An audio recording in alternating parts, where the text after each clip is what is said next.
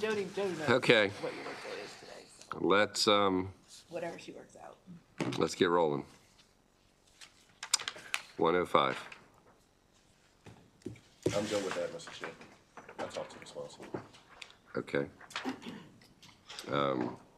Full favor. Remind us what that email, the amendment was again. Corey's okay with it. If Corey's okay with it, good. Well, that's all, we don't have to think about it. Corey, you're taking the bill to the floor.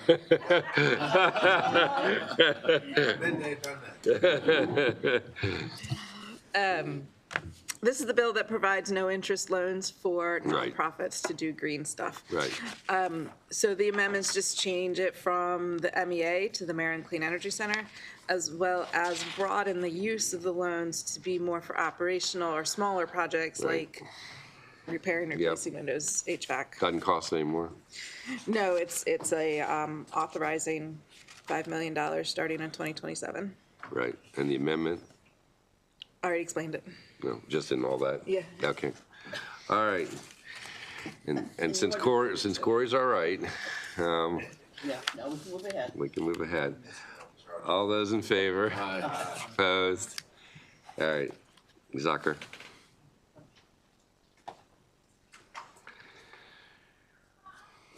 All right, we gotta hold this again. All right, on this one, 396. This is, I think we got this trimmed down to something that's Yes, so pretty negligible. you should have an updated reprint on your desks. Under the amendments in that reprint, all that would be left in the bill is provisions related to the lump sum death benefit for the public safety officers. So The public adding- safety officer is just one additional entity, is that right? Yep, the bill under this reprint will be adding 911 specialist as eligible for that lump sum death benefit. The bill would be creating a presumption for all of the eligible positions if there is a diagnosis of job-related PTSD that is related to a suicide death. So what do we think it's gonna cost now? Hold on, one more piece. The bill is also preserving the case-by-case determination. Most of the fiscal note was related to the disability benefit provisions, which are being taken out of the bill. The fiscal note assumes that any impact from the bill under these amendments should be negligible because it would only be related to deaths that are occurring. So I think over the past few years, the high was 5 and the low was I think 2 or 3. So the assumption is that How much is the lump sum? lump sum is 125,000. There's also another provision elsewhere in code that tacks on another small amount. And then there's a funeral benefit allowance. How are we feeling with it as amended? Everybody? Okay, all those in favor? Aye. Opposed? Yep. Want to change the name of that bill? Can we do that? Knock off the death, knock off the Disability, disability. I can, so strike and disability benefits from the short title. Bailey, you want that? JPR is secondary, so I'll get it over to them. Okay. And so add Senator Jackson. You want to be on it too? Okay. Jackson and Benson. Yep.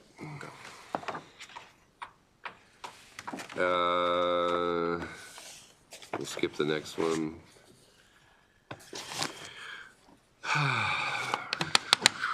Okay, so just so you know, after today's action, we'll be at about, and this is Senate-wide, we're at about $3 million in mandates, which is low. What? Well, and as discussed before, we may end up, as a grouping, Senate and House, get up to 35 at some point, maybe. But just wanted to give you a place where that is. This next one is what, 4 or 5 million? 5 million in 27, 28, and 29. All right, let's talk about, this is the one that helps all the crisis centers all over the state. Correct. This is Senate a Bill very hard 599. one not to do, Okay. really hard. Funding in years past, and it ended this is the one that the Department of Health said they would find money.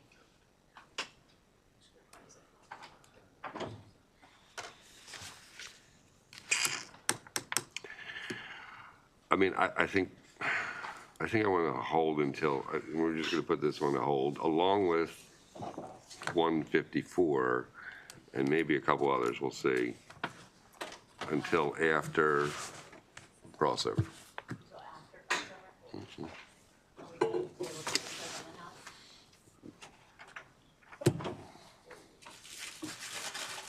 I mean, if we say that that's our priority at that point, yes. I also have some other amendments on the 54. FYI. You want to talk about that right now? Okay. So 154 also included in the bill is a change in the task force. When the access to council on evictions was created, they created a task force to oversee its implementation over the past number of years.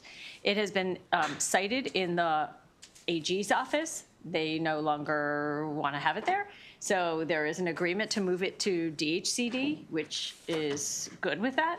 So the amendment that you should have, or is on its way, will do that, slightly change the makeup of the task force, require a report in January, and then that is it. You don't have that amendment yet. I mean, No. the committee might, but we don't. And it just was sent over late yesterday, so you may not have it yet. Yeah, and it's not in like a finalized form, so if it's something that Right. you want to put in finalized But form, I just we can do that. conceptually, that's what I wanted to explain. Okay. All right, well, we've got some time on that still. All right. 6:05.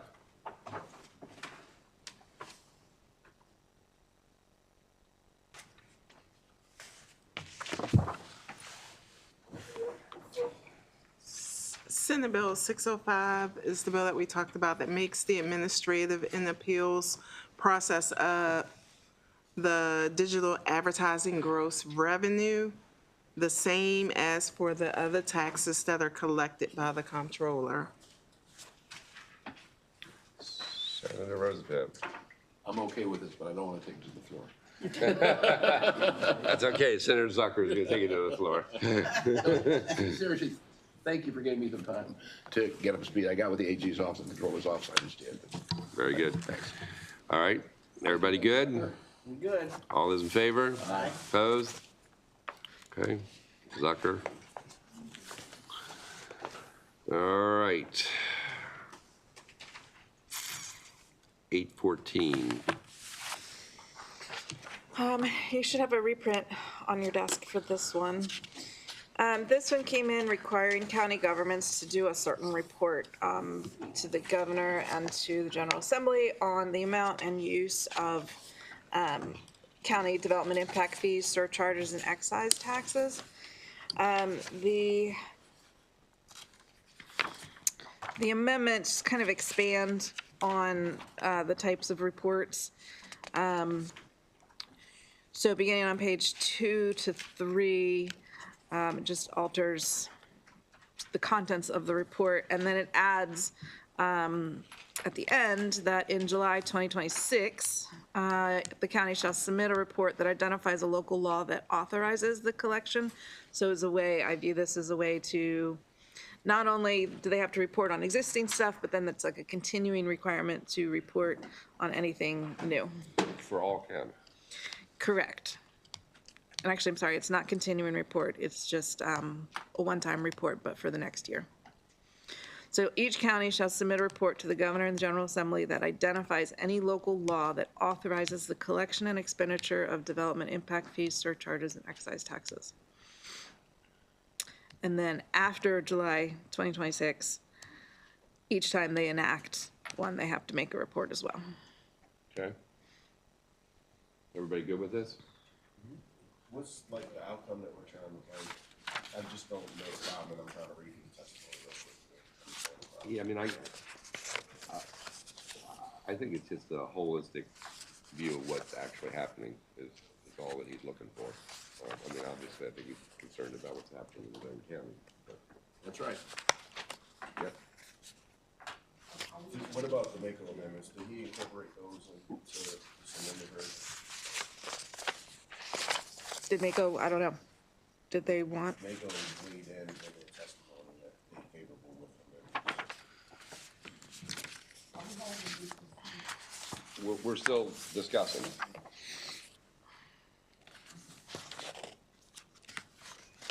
for some reason I don't have their Mako's, oh wait, here it is. Huh, I put it aside so that I wouldn't forget it.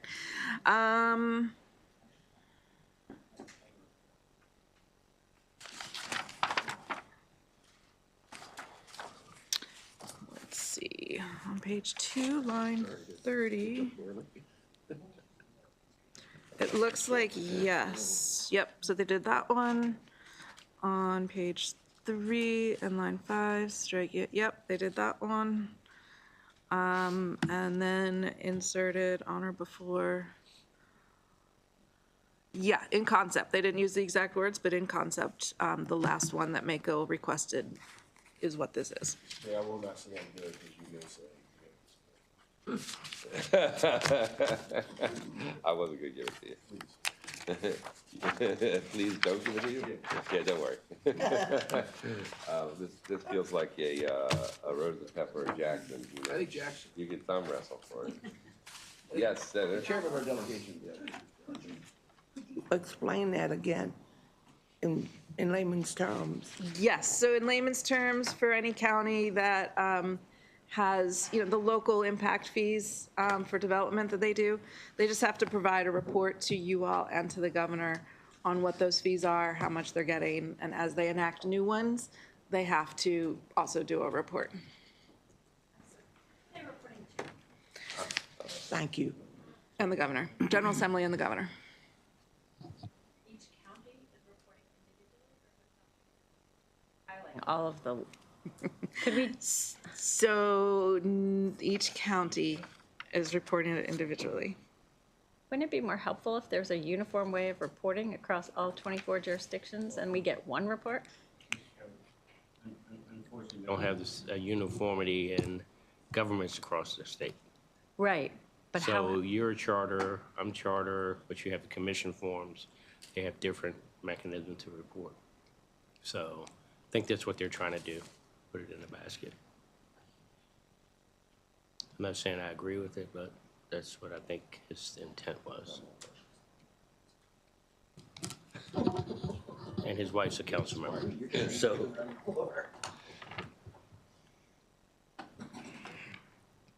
I hear you. I'm just not sure it's gonna be. useful for us in, like, if we're getting Come this, to us directly.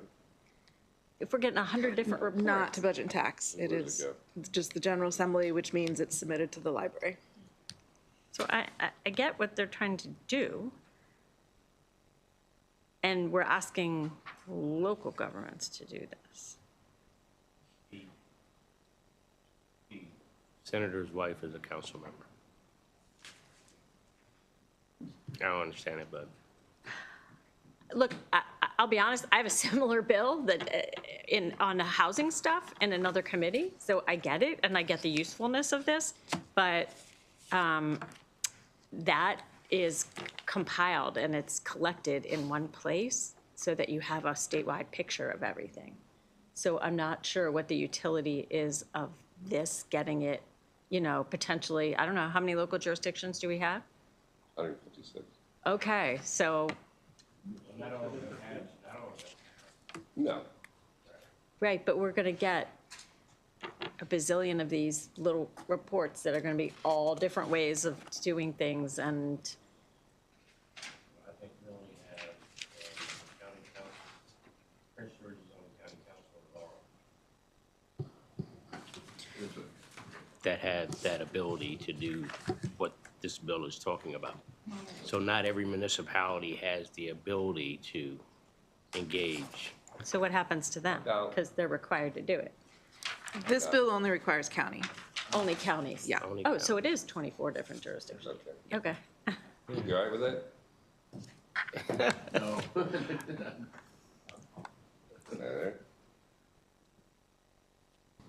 Thank you very, thank you very much. It looks like the Maryland Association of County Organizations, MACO, came out in support of it with an amendment, and the amendment was adopted, or will be adopted. It's in the, so, I mean, I guess, Is your concern where it gets compiled? Yeah. I'm concerned about how useful it is in the format in which it's laid out. But other people find it useful?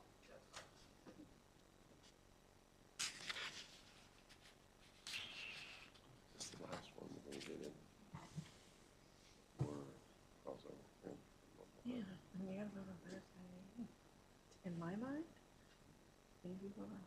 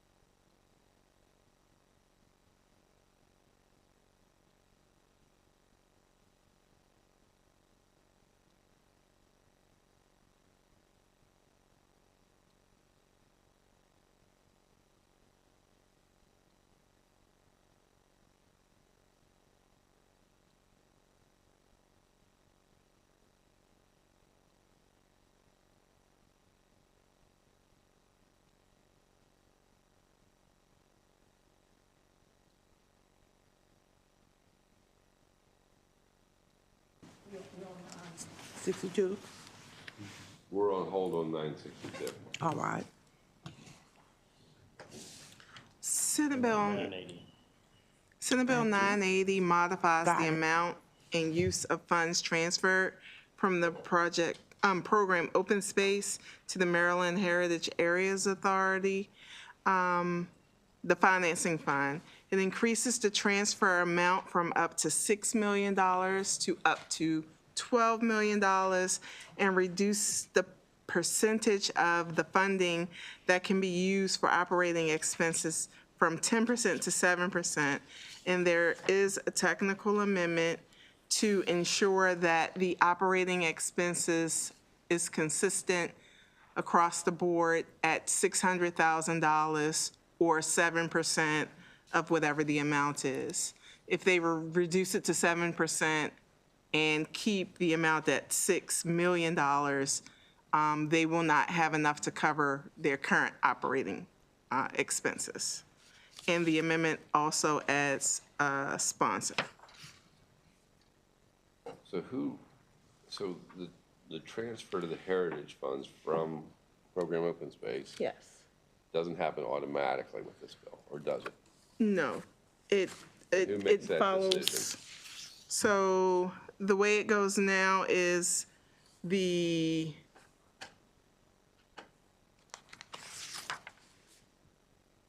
authority, the MHAA, which is within the Maryland Department of Planning, implements it. So it goes through them.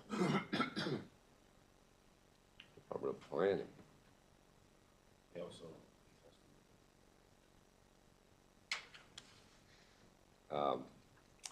So, as you know, there are some significant cuts on the table that are just proposed for POS. So if we end up doing this, we could not take all of the cuts that are proposed by DLS if we were choosing to do that anyway. But then this wouldn't work, correct? Correct.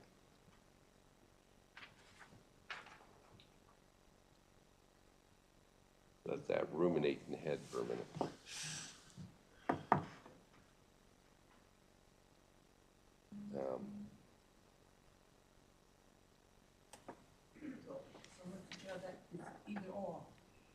Well, if we took all those cuts, and then what, 40 million?